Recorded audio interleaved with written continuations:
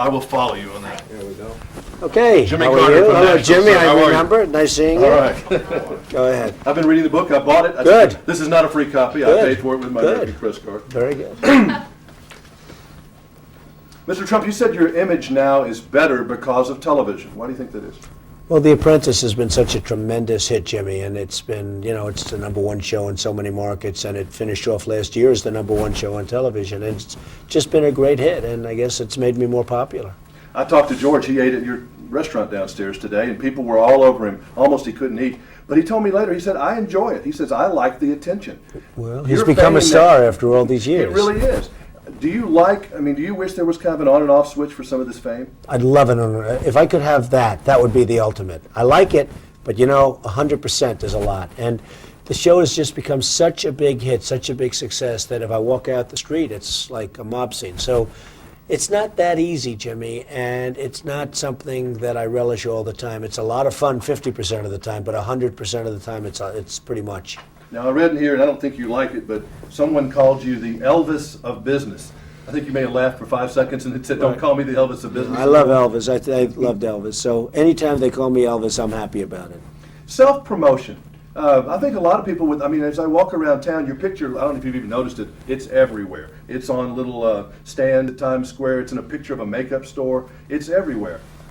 Good or bad thing? Well, I don't know. I've always felt, and it sounds a little crazy, but there's really no such thing as too much exposure or overexposure, as they say. And, there'll be times when it's a little bit calmer. Right now, because of the success of the show, it's a little crazy, and I'm doing very well in real estate, as you've been reading, and it's been sort of a hot world for me.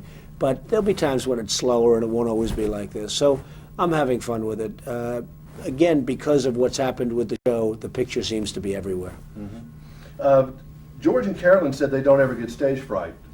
I was a little surprised at that. You said you're a lot more comfortable now in the second year. Was there a little growing here as far as getting used to being on television? It's not as easy as it looks. Well, it's not as easy, and I think we all got better as time went by, and I think that's why we're doing so well. #2 is terrific, and #3 is being shot right now, and I think we get a little bit more comfortable, and that's why we're doing so well. But the bar is raised so high now.